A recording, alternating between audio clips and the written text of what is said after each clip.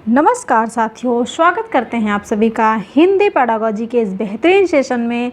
कैसे हैं आप सभी? आई होप कि स्वस्थ मस्त और ज़बरदस्त होंगे तो चलिए क्लास को स्टार्ट करते हैं। हर बहन हर भाई अपने दोस्तों में वीडियो को शेयर कर दीजिए, जिससे और भी लोग क्लास से जुड़ जाएं। प्रश्न नंबर 1 देखिएगा। प्रश्न नंबर 1 क्या कह रहा है? सुलेखा कक्षा में बच्चों को विभिन्न चित्रों के माध्यम से पढ़ाती है। यह क्या है? सुलेखा बच्चों को विभिन्न चित्रों के माध्यम से पढ़ाती है। यह क्या है? क्रियात्मक अधिगम है, शाब्दिक अधिगम है, विचारात्मक अधिगम है, या फिर इनमें से कोई नहीं। अगर सुलेखा नाम की अध्यापिका है जो बच्चों को विभिन्न चित्रों के माध्यम से पढ़ाती है, आपने क्वेश्चन देखा है कि छोटे बच्चे यानी कि प्रारंभ में बच्चे का अगर आड़ी टेढ़ी रेखा भी बनाते हैं, आड़ी टेढ़ी अगर आप उनको पेंसिल पेन दे दीजिए तो वो आड़ी टेढ़ी रेखा बनाते हैं। ठीक है, जो आड़ी टेढ़ी रेखा बनाते हैं ये भी किसके अंतर्गत आती है? तो ये भी लेखन के अंतर्गत आती है। ठीक है, रेखांकन और चित्रांकन भी लेखन के अंतर्गत आता है। तो यहाँ पर बात की गई है कि बच्चों को विभिन्न चित्रों के माध्यम से पढ़ाती है। तो ये क्या है भाई? अगर वाक्य लिखना और चित्रों द्वारा पढ़ाना, ये किसके का अंतर्गत आएगा? तो आपका विचारात्मक अधिगम, और ए तो कट गया। आपको ए और बी में लॉक करना है कि क्रियात्मक अधिगम होगा या फिर शाब्दिक अधिगम होगा। लॉक कीजिएगा। प्रश्न नंबर 1 का लॉक कीजिएगा। अगर सुलेखा विभिन्न चित्रों के माध्यम से पढ़ाती है तो सिंपल सी बात है, क्या बच्चों को चित्र दिखाकर बच्चे चीज़ें समझ सकते हैं? बिल्कुल नहीं समझ सकते। उसके लिए वो उदाहरण भी प्रस्तुत करने पड़ेंगे, और वो चाहे व्हाइट बोर्ड होगा चाहे ब्लैक बोर्ड होगा, उस पर चित्र बना के भी बताना होगा। हर एक पार्ट का एक बेहतर तरीके से प्रदर्शन करना पड़ेगा। तो यहाँ पर चित्र भी किसके जो है रूप में आते हैं भाई? तो शाब्दिक अधिगम के माध्यम से पढ़ाती है। इसका मतलब कि वो विभिन्न चित्रों के माध्यम से पढ़ाती है। यह क्या है? तो शाब्दिक अधिगम है। याद रखिएगा आप लोग, शाब्दिक अधिगम। बच्चों को कोई क्रियात्मक कोई एक्टिविटी में नहीं शामिल कर रही है, वो चित्र के माध्यम से पढ़ा रही है। ठीक है, इसलिए यहाँ पर बी ऑप्शन लॉक हो जाएगा। प्रश्न नंबर 2 देखिएगा कि श्यामपट्ट पर लिखते समय सबसे महत्वपूर्ण क्या है? श्यामपट्ट पर लिखते समय सबसे महत्वपूर्ण क्या है? अगर आप व्हाइट बोर्ड पे लिख रहे हैं या फिर ब्लैक बोर्ड पे लिख रहे हैं तो सबसे महत्वपूर्ण क्या है? अच्छी लिखावट। क्या सबसे अच्छी लिखावट सबसे महत्वपूर्ण है? अच्छी लिखावट में वो चाहे गलत भी हो, क्या वो महत्वपूर्ण है? लेखन में स्पष्टता, या फिर बड़े अक्षरों में लिखना, छोटे अक्षरों में लिखना? प्रश्न नंबर 2 का आंसर लॉक कीजिएगा। अच्छी लिखावट होगा या फिर लेखन में स्पष्टता होगा, बड़े अक्षरों में लिखना, छोटे अक्षरों में? जब श्यामपट्ट पर लिखते समय सबसे महत्वपूर्ण होता है कि लेखन में स्पष्टता होनी चाहिए। क्या आप जो लिख रहे हैं उसको बच्चे बेहतर तरीके से समझ पा रहे हैं? तो जो बी ऑप्शन है, लेखन में स्पष्टता होनी चाहिए। अच्छी लिखावट, बड़े अक्षरों में लिखना, छोटे अक्षरों में लिखना, ये मैटर नहीं करता, इसलिए यहाँ पर बी ऑप्शन आपका लॉक हो जाएगा।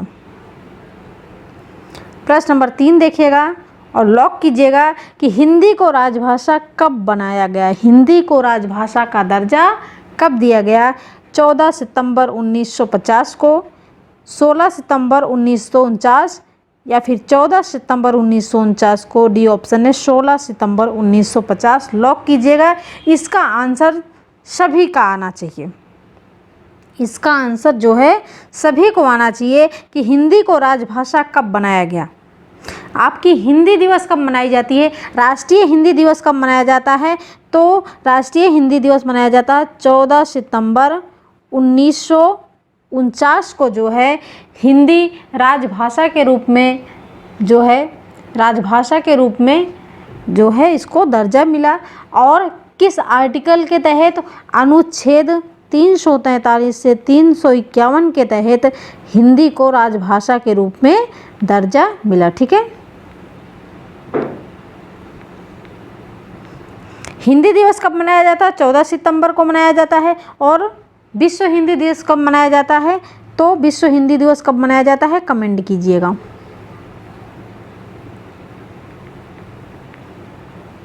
विश्व हिंदी दिवस कब मनाया जाता है, आप लोग कमेंट करके जरूर बताइएगा, ठीक है। 14 सितंबर 1949 को हिंदी को राजभाषा बनाया गया, याद रखिएगा। प्रश्न नंबर 4 देखिएगा, भारतीय संविधान की कौन सी अनुसूची में हिंदी भाषा को शामिल किया गया है। भारतीय संविधान की वह कौन सी अनुसूची है जिसमें हिंदी भाषा को शामिल किया गया है। 6वीं अनुसूची, 8वीं अनुसूची, 5वीं अनुसूची या फिर 10वीं अनुसूची, या जो है आप लोग आंसर करिएगा कि क्या 10वीं अनुसूची होगी, 8वीं अनुसूची, 5वीं अनुसूची या फिर 6वीं अनुसूची। सभी का यहाँ पर आंसर है 8वीं अनुसूची में। भारतीय संविधान की कौन सी अनुसूची में हिंदी भाषा को शामिल किया गया, तो 8वीं अनुसूची में हिंदी भाषा को शामिल किया गया है। और कितनी भाषाएं, तो 22 भाषाओं को शामिल किया गया है, याद रखिएगा। यहाँ गलत हो जाए चलेगा, लेकिन एग्जाम में गलत नहीं होना चाहिए। कितनी भाषाओं को, तो 22 भाषाओं को जो है शामिल किया गया है। प्रश्न नंबर 5, छ वर्ण किसके योग से बना है। छ वर्ण किसके वो योग से बना है।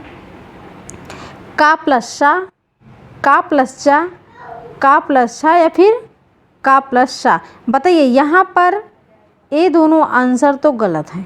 आपको ए और डी में लॉक करना है कि क्या होगा। जब योग की बात किया जाता है, अगर का है, अगर आपका का है तो का किसके योग से बना है बताइए।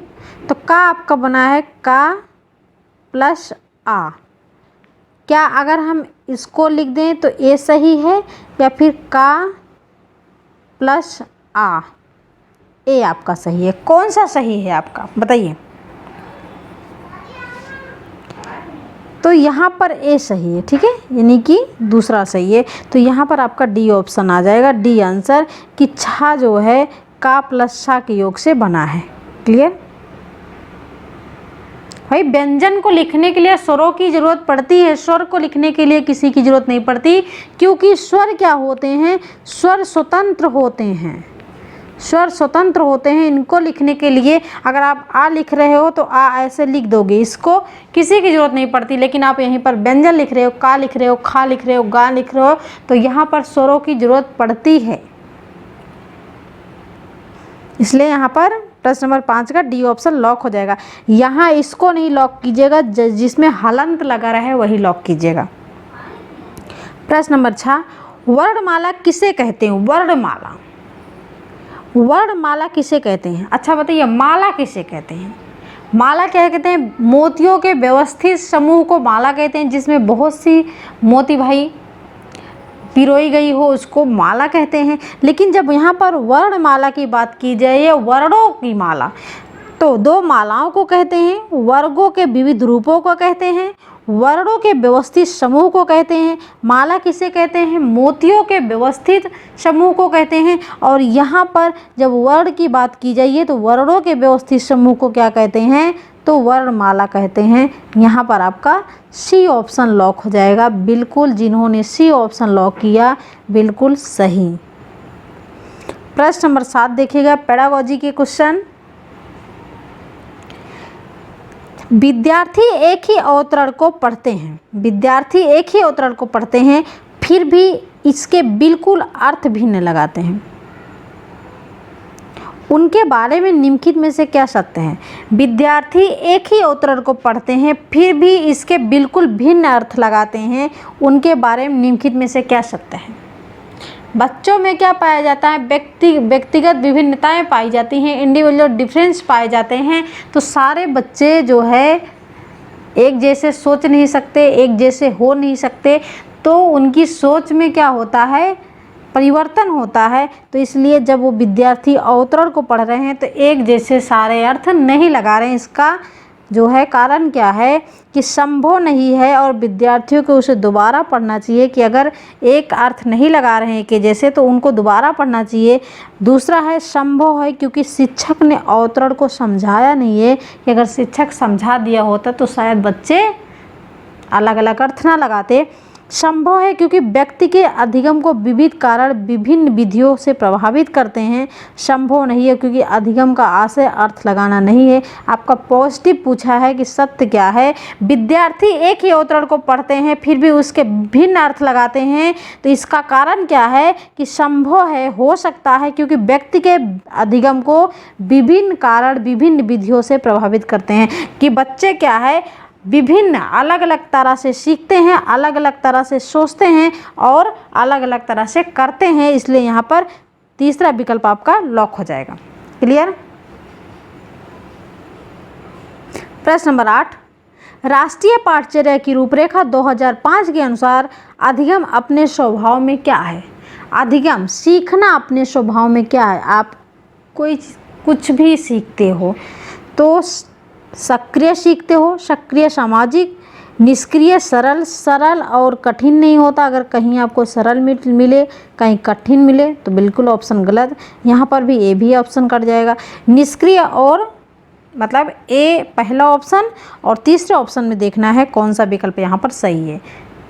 अधिगम अपने स्वभाव में क्या है, हम सीखते कैसे हैं, सक्रिय रूप से सीखते हैं या फिर निष्क्रिय रूप से सीखते हैं। तो हम सक्रिय रूप से सीखते हैं और सामाजिक सीखते हैं, इसलिए आपका पहला विकल्प लॉक हो जाएगा। प्रश्न नंबर 9 देखिएगा। भाषा की पाठ्यपुस्तक में ऐसे पाठ रखे जाएं।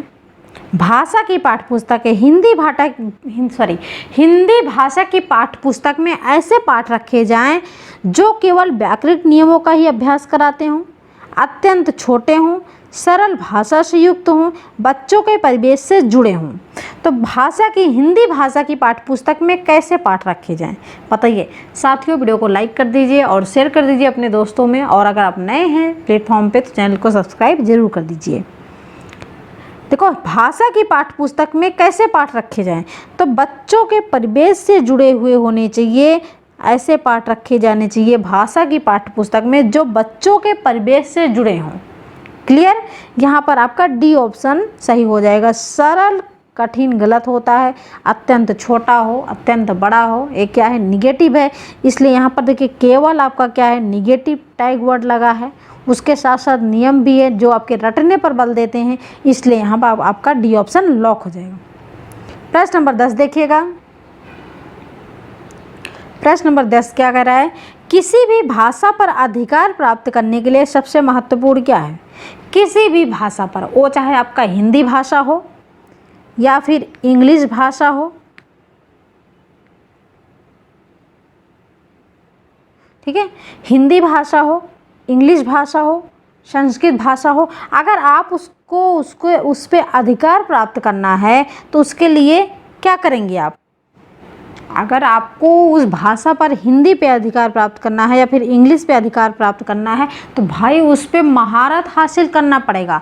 महारत हासिल का मतलब है कि उस भाषा का अधिक से अधिक प्रयोग करना। जब अधिक से अधिक उस भाषा का आप प्रयोग कर लेते हैं तो डेली वो हैबिट में आ जाती है। तो अधिकार जो है प्राप्त कर लेंगे कि नहीं, सी ऑप्शन यहाँ पर हो जाएगा। उस भाषा का अधिकाधिक प्रयोग करना किसी भी भाषा पर अधिकार प्राप्त करने के लिए सबसे महत्वपूर्ण है, इसलिए यहाँ पर सी ऑप्शन सही हो जाएगा। शब्दों के अर्थ जानना, अगर आप शब्दों का अर्थ जान लेते हैं तो उससे अधिकार प्राप्त नहीं कर लेंगे, लेकिन जो सबसे ज़्यादा इम्पॉर्टेंट है, अगर किसी भी भाषा पे आपको अधिकार प्राप्त करना है तो उस भाषा का अधिक से अधिक प्रयोग करना आना चाहिए। सी ऑप्शन लॉक हो जाएगा।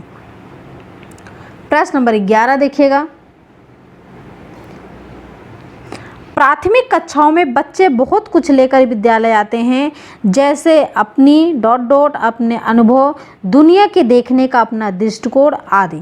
प्राथमिक कक्षाओं की बात की जा रही है, 1 से 5 की बात की जा रही है। 1 से 5 की बात कीजिए, जब बच्चा विद्यालय में एंट्री लेता है तो क्या लेकर आता है, बताइए क्या लेकर आता है। वो अपने अनुभव लेकर आता है, दुनिया के देखने का अपना दृष्टिकोण लेकर आता है, लेकिन सबसे पहले वो क्या लेकर आता है,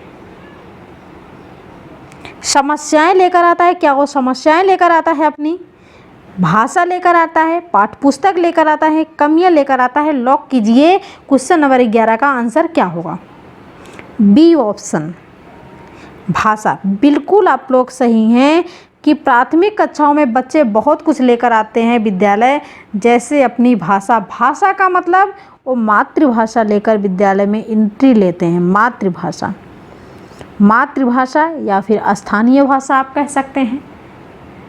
मातृभाषा, अपने अनुभव, दुनिया के देखने का अपना दृष्टिकोण आदि यहाँ पर आपका हो जाएगा भाषा। ठीक है। प्रश्न नंबर 12, श्रव्य शिक्षण सहायक सामग्री का साधन नहीं है। क्वेश्चन निगेटिव, आंसर निगेटिव कीजिएगा कि श्रव्य शिक्षण सहायक सामग्री का साधन नहीं है जिसके द्वारा हम चीज़ों को सुनते हैं। रेडियो, रेडियो क्या है आपका? रेडियो को हम सुनते हैं या फिर देखते हैं, बताइए। टेलीफोन, ग्रामोफोन, मोबाइल फ़ोन क्या है? इसको हम सुनते हैं, है ना। लेकिन टेलीफोन क्या है भाई? मोबाइल को तो हम देखते भी हैं, सुनने के साथ साथ देखते भी हैं, लेकिन ये टेलीफोन क्या होता है? इसको हम सिर्फ सुनते हैं। ग्रामोफोन को सुनते हैं और रेडियो को क्या करते हैं? सुनते हैं। तो आपका यहाँ पर पूछा गया है कि श्रव्य शिक्षण सहायक सामग्री का साधन नहीं है, तो भाई पहला, तीसरा और चौथा क्या है? श्रव्य है। लेकिन भ्रमण क्या होता है? Field trip. अगर हम फील्ड ट्रिप पे जाते हैं, भ्रमण पे जाते हैं, तो वहाँ चीज़ों को देखते हैं। वो भी कैसे देखते हैं? तो प्रत्यक्ष देखते हैं। यही आपका क्या है? यही आपका श्रव्य ना होकर दृश्य है। बी ऑप्शन यहाँ पर लॉक हो जाएगा। बी ऑप्शन लॉक हो जाएगा। प्रश्न नंबर 13 देखिएगा, बच्चों के चिंतन के विषय में निम्नलिखित में से कौन सा कथन सही नहीं है? बच्चों के चिंतन के विषय में निम्नलिखित में से कौन सा कथन सही नहीं है? क्वेश्चन निगेटिव, आंसर निगेटिव कीजिएगा। बच्चे अपने आसपास की विविध घटनाओं के बारे में सक्रिय पूर्वक सोचते हैं और उनमें अन्वेषण की लालसा होती है। बिल्कुल, खोज भी करते हैं। बच्चे अपने आसपास की विभिन्न घटनाओं के बारे में जो है सक्रिय पूर्वक सोचते भी हैं और उसमें खोज भी करते हैं। ठीक है, पॉजिटिव है।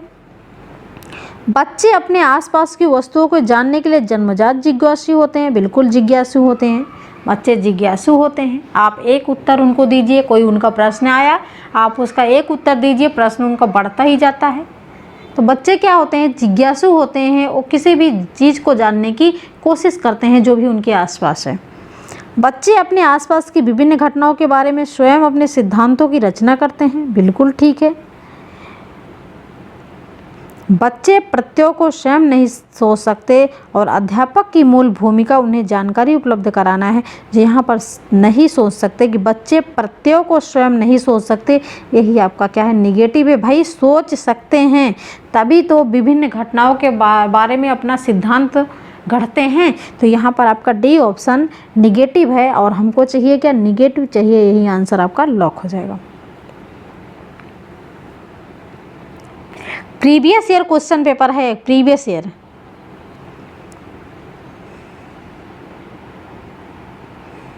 प्रश्न नंबर 14 है, जिन लोगों को और भी हिंदी की वीडियो चाहिए तो बहुत सारी वीडियो अभी हाल ही में डली हुई हैं। लाइव क्लास होती है जो डेली, तो उसमें आप जाके देख सकते हैं। हिंदी की वीडियो, पेडागोजी की, ईवीएस की, एकदम कंप्लीट। प्रश्न नंबर 14 देखिएगा, बच्चों के बोलना सीखने के संदर्भ में कौन सा कथन सही है? बोलना सीखने के संदर्भ में आप बात की जा रही है कि बच्चों के बोलना सीखने के संदर्भ में, जब बच्चे बोलना सीखते हैं तो उसके संदर्भ में कौन सा कथन सही है? सभी बच्चों की बोलना सीखने की गति एक समान होती है। बड़े परिवार में बच्चों की बोलना सीखने की गति तेज होती है क्या? निर्धन परिवारों से आए बच्चों की बोलना सीखने की गति धीमी होती है। कहने सुनने के अधिक से अधिक अवसर मिलने पर बच्चे बोलना सरलता से सीखते हैं। लॉक कीजिएगा, इसका आंसर क्या हो जाएगा? सभी बच्चों की बोलना सीखने की गति एक समान होती है। क्या सभी बच्चे एक समान बोलते हैं?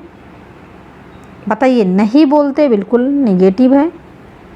बड़े परिवार में बच्चे की बोलना सीखने की गति तेज होती है क्या?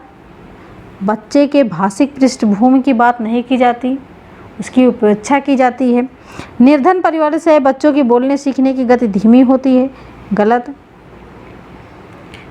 देखिए, जो जॉइंट फैमिली होती है उसमें बच्चे जल्दी बोलना सीखते हैं। क्यों बोलते हैं? क्योंकि वो एक दूसरे से उनको बोलने का ज़्यादा अवसर मिलता है, इसलिए वो जल्दी बोलते हैं। लेकिन आजकल ऐसी फैमिली देखने को कहाँ मिलती है। और यहाँ पर डी ऑप्शन है कि कहने सुनने के अधिक से अधिक अवसर मिलने पर बच्चे बोलना सरलता से सीखते हैं, बच्चे बोलना जल्दी सीखते हैं। इसलिए यहाँ पर डी ऑप्शन लॉक हो जाएगा।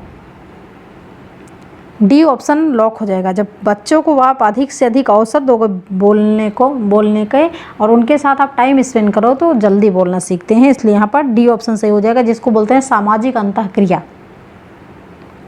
प्रश्न नंबर 15, गृह कार्य के बारे में कौन सा कथन सही है? गृह कार्य के बारे में, गृह कार्य देना अति आवश्यक है, इतना भी आवश्यक है। गृह कार्य अभिभावकों को व्यस्त रखने का उत्तम साधन है क्या? बच्चों की क्षमताओं स्तर के अनुसार गृह कार्य दिया जाना चाहिए। गृह कार्य कक्षा में किए गए कार्य का अभ्यास मात्र है। मात्र कैसा शब्द है? आपका निगेटिव है। मात्र केवल, हतोत्साहित, दंड देना, पुरस्कार देना, ये क्या है? निगेटिव है। बात किसकी की जा रही है? गृह कार्य के बारे में। गृह कार्य देना अति आवश्यक है। क्या गृह कार्य देना आवश्यक है? अति आवश्यक है। लर्निंग विदाउट बर्डन, एनसीएफ 2005 के अनुसार रूट लर्निंग क्या है? एनसीएफ 2005 के अनुसार बच्चे के ऊपर कोई बोझ नहीं लादना है। ठीक है, आबोध के ऊपर कोई भी बोझ नहीं लादना है। तो क्या गृह कार्य देना अति आवश्यक है? बिल्कुल नहीं। गृह कार्य अभिभावकों को व्यस्त रखने का उत्तम साधन। क्या गृह कार्य बच्चों को दिया जाता है या फिर अभिभावक को दिया जाता है? गृह कार्य बच्चों को दिया जाता है। यहाँ पर अभिभावक की बात की गई है। बच्चों की क्षमताओं व स्तर के अनुसार गृह कार्य दिया। अगर आप गृह कार्य को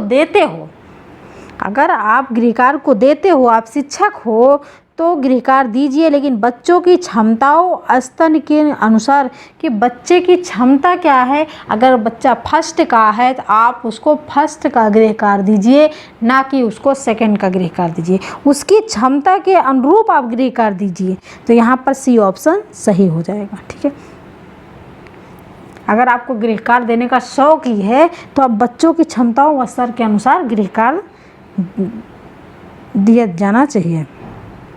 प्रश्न नंबर 16, पाठ में दिए गए चित्रों का क्या उद्देश्य होता है? ए है प्राइमरी लेवल की बात की जा रही है, तो पाठ में दिए गए चित्रों का क्या उद्देश्य होता है?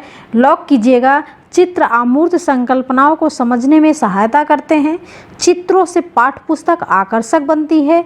चित्र पाठ की शोभा बढ़ाते हैं, या फिर पाठ्य पुस्तक में चित्र देने का प्रचलन है।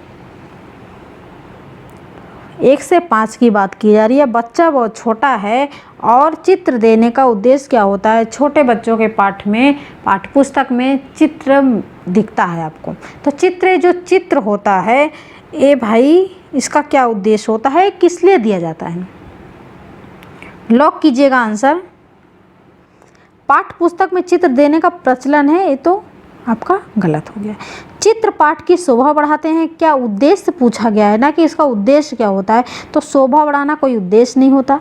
चित्रों से पाठ्य पुस्तक आकर्षक बनती है, भाई शोभा बढ़ाने के बराबर ही है आकर्षक। लेकिन चित्र ए ऑप्शन हो जाएगा। चित्र अमूर्त संकल्पनाओं को समझने में सहायता करते हैं। अमूर्त का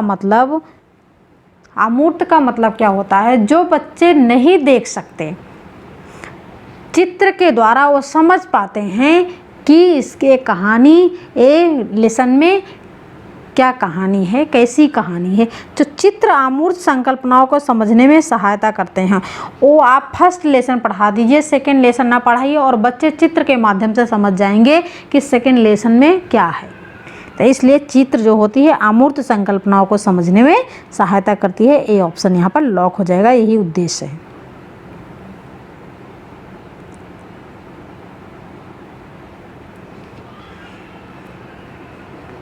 प्रश्न नंबर 17, आकलन की प्रक्रिया में केवल बच्चे की क्षमता का आकलन नहीं होता, बल्कि शिक्षक की शिक्षा प्रक्रिया का भी आकलन होता है। यह विचार पूर्णतः सही है, अंशतः गलत है, पूर्णतः गलत है, या फिर निराधार है? बताइए। आकलन की प्रक्रिया में, अगर आकलन की प्रक्रिया क्या होता है?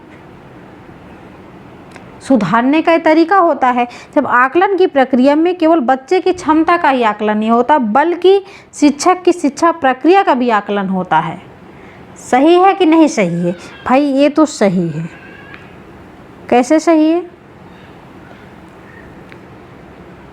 अगर आप लोग सीटेट का एग्ज़ाम देने जा रहे हो और इस प्लेटफॉर्म से पढ़ रहे हो, और अगर आपका इस कह सकते हैं कि अगर आपको लगता है कि आपके अच्छे नंबर नहीं आते हैं, तो अच्छे नंबर जब नहीं आते हैं तो सिर्फ आपका ही आकलन नहीं हो रहा है, उससे हमारा भी आकलन हो रहा है कि क्या है, शिक्षा व्यवस्था अच्छी नहीं है, एक प्लेटफॉर्म क्या है, अच्छा नहीं है। ये होता है ना, तो एक शिक्षक का ही नहीं बल्कि जो है एक बच्चे का ही नहीं बल्कि शिक्षक की शिक्षा प्रक्रिया का भी आकलन होता है।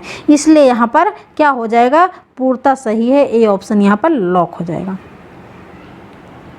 ए ऑप्शन यहाँ पर लॉक हो जाएगा। प्रश्न नंबर 18 देखिएगा, भाषा शिक्षण के संदर्भ में कौन सा कथन सही नहीं है? भाषा शिक्षण में सर्वप्रथम मौखिक कार्य को प्रधानता दी जाती है, हो सकता है। स्वाभाविक क्रम में शिक्षण से छात्रों में आशातीत प्रगति होता है। भाषा शिक्षण के संदर्भ में बच्चों को अधिक सक्रिय नहीं रखा जाना चाहिए। शिक्षण कार्य विभिन्न शिक्षण सूत्रों के आधार पर होता है। यहाँ पर बताना है कि भाषा शिक्षण के संदर्भ में कौन सा कथन सही नहीं है, निगेटिव आपको चाहिए। तो मौखिक अभिव्यक्ति, भाषा शिक्षण में सर्वप्रथम मौखिक कार्य को प्रधानता दी जाती है, तो यहाँ पर आपका ए ऑप्शन क्या है, पॉजिटिव है। स्वाभाविक क्रम में शिक्षण से छात्रों में आशातीत प्रगति होती है, बिल्कुल बी ऑप्शन भी पॉजिटिव है। सी ऑप्शन है, भाषा शिक्षण के संदर्भ में बच्चों को अधिक सक्रिय नहीं रखना चाहिए, यही आपका क्या है, निगेटिव है। और आपको चाहिए क्या, निगेटिव। सी ऑप्शन यहाँ पर लॉक हो जाएगा। जितने भी लोग यहाँ पर सी ऑप्शन लॉक कर रहे हैं उनका आंसर बिल्कुल सही है, सी ऑप्शन लॉक हो जाएगा कि सक्रिय नहीं रखना चाहिए, जबकि बच्चों को अधिक सक्रिय रखना चाहिए। प्रश्न नंबर 19 देखिएगा, प्राथमिक स्तर पर बच्चों की भाषा का आकलन करने का उद्देश्य है। बच्चों की भाषा का आकलन करने का उद्देश्य क्या है?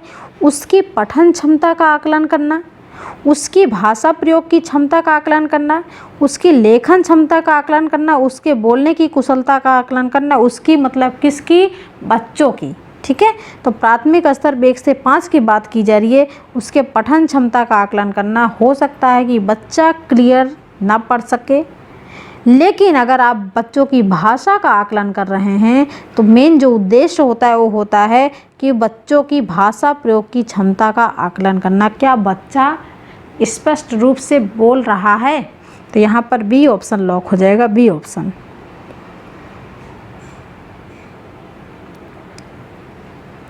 प्रश्न नंबर 20 देखिएगा,